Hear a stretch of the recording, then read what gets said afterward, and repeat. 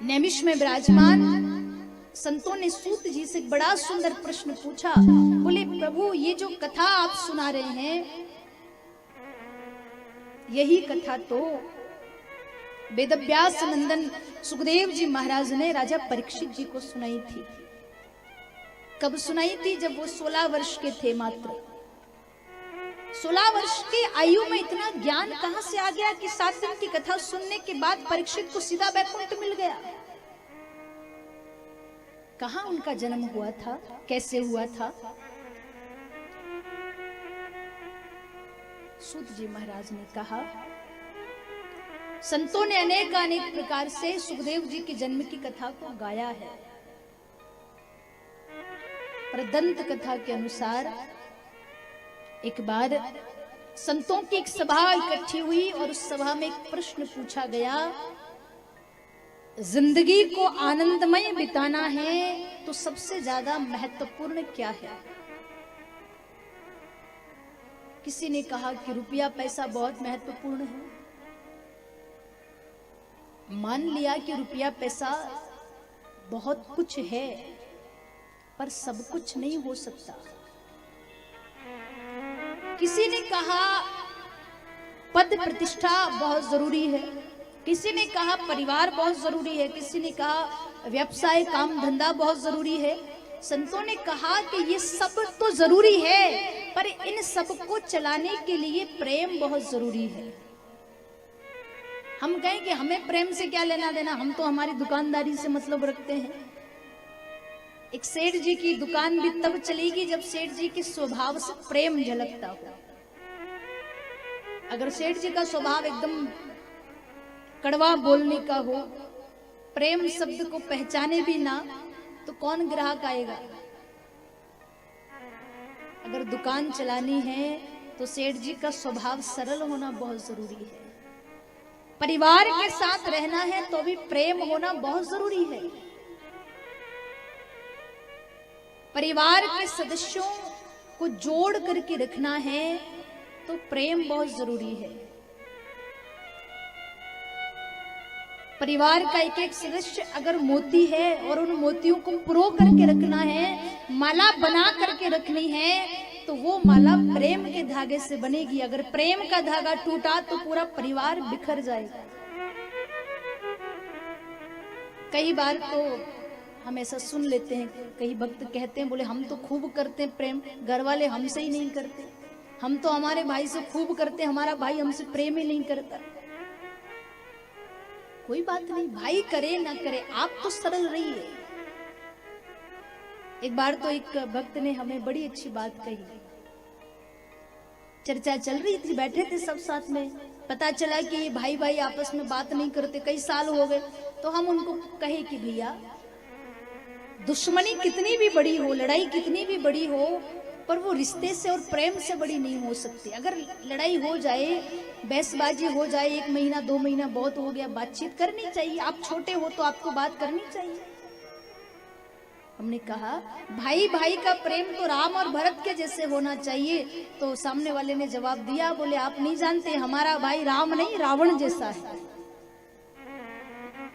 हम कहें कि रावण भले कितना खराब था, पर विभीषण जी ने तब तक रावण का साथ नहीं छोड़ा जब तक रावण ने भरी सभा में विभीषण जी का अपमान करके उनको सभा से बाहर नहीं निकाला।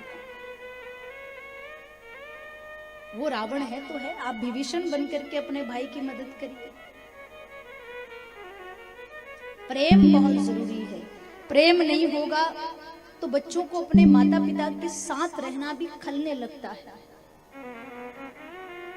प्रेम नहीं होगा, जीवन अधूरा सा लगेगा।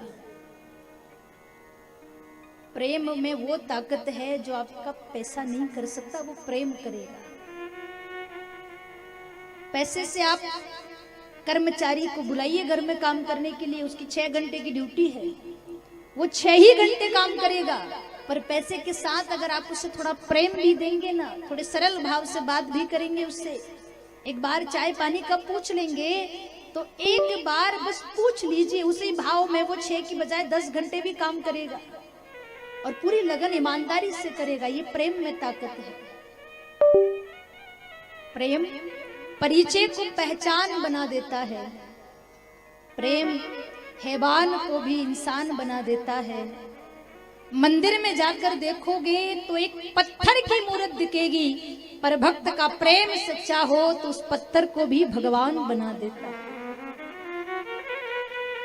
बस देखने का नजरिया है प्यारे।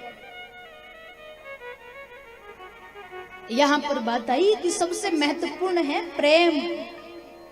कहाँ है प्रेम, किसके पास है? तो कुछ संतों ने कहा ब्रह्मा जी के पास है। नारद जी ने कहा कि ब्रह्मा जी के पास है, पर ब्रह्मा जी के परिजनों में ज्यादा प्रेम देखने को नहीं मिला। वो कहीं उनकी पत्नियां कहीं इधर उधर पहाड़ों पे रहते हैं। यहाँ ब्रह्मा जी की हम बात नहीं कर रहे, हम अपनी बात करें तो कई बार हमने देखा है कई लोग ऐसे होते हैं, बाहर बड़ा प्रेम है पर घर में नहीं है।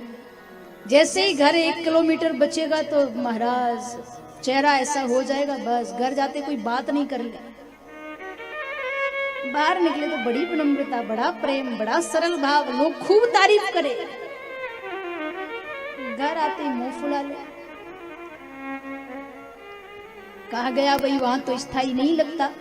स्थाई कहाँ है? नारद जी ने कहा कि मेरे हिसाब से तो भगवान विष्णु के यहाँ बड़ा प्रेम है उनके परिवार में। संतों ने कहा उनसे भी ज्यादा भगवान शिव के पास है। कैसे? बोले भगवान शिव शंकर और पार्वती जी एक तो कभी लड़ते नहीं हैं, दूसरा बाबा कैलाश पर्वत छोड़कर कभी जाते नहीं हैं, और तीसरी बात उनके कैलाश पर्वत पर ऐसे ऐसे जीव एक साथ रहते हैं जो एक दूसरे को देखना भी पसंद नहीं करते। सर्प और चूहा एक साथ रहता है। अगर हमारे घर में सर्प को चूहा दिख जाए, सुबह का नाश्ता नहीं करेगा तो दोपहर का भोजन तो कर ही लेगा। नहीं रह सकते एक साथ। सर्प और म्यूर एक साथ कैलाश पर रहते हैं। नंदी और सिंह एक साथ रहते हैं। जिस घर में पशु भी प्रेम से रहते हो, उस घर में वहां के देवों में कितना प्रेम होगा। संतों ने कहा कि सबसे बड़ी मिसाल ये है कि वो कभी लड़ते नहीं हैं। शिव पार्वती जी में कभी लड़ाई नहीं हुई। अब नारद जी ने भगवान विष्णु का पक्ष रखा था। विष्णु भगवान का नाम हटा करके शिव जी का नाम लिए कि उनमें लड़ाई नहीं होती, इसलिए वो वहां ज्यादा प्रेम है। तो नारद जी को थोड़ा बुरा लगा। नारद जी कहे आप कह रहे हो कि वो कभी लड़ते नहीं, अगर हमने दोनों में लड़ाई करवा दी तो? चले गए तो कैलाश पर्वत पर पार्वती जी बैठे थे, भगवान शिव नहीं थे। पार्वती जी ने नारद जी का स्वागत किया, क्योंकि ये नारद जी के गुरु जी, नारद जी पार्वती जी के गुरु जी हैं। पार्वती जी ने अपने गुरु का सम्मान किया, प्रणाम किया, जलपान कराया, बैठाए और बड़ी देर तक बैठे रहे। उसके बाद देखा कि अभी तक महादेव नहीं आए हैं, तो अपनी बात रखो। बोले बाबा कहाँ है? पार्वती जी ने कहा कि गुरुजी कहीं बाहर गए हैं। कब तक आएंगे? बोले आने में थोड़ा समय लगेगा। अगर आपको कोई काम हो तो हमें कह दीजिए, जब वो आएंगे तो हम उनसे कह देंगे। नारद जी कहे कि और कुछ तो काम नहीं है, बस एक बहुत जरूरी चर्चा करनी थी। पार्वती जी कहे तो वो जो भी बात है हमें बता दो, वो आएंगे तो हम उन्हें बता देंगे। नारद जी कहे आपको नहीं बता सकता, बात थोड़ी व्यक्तिगत है, हमारी पर्सनल है।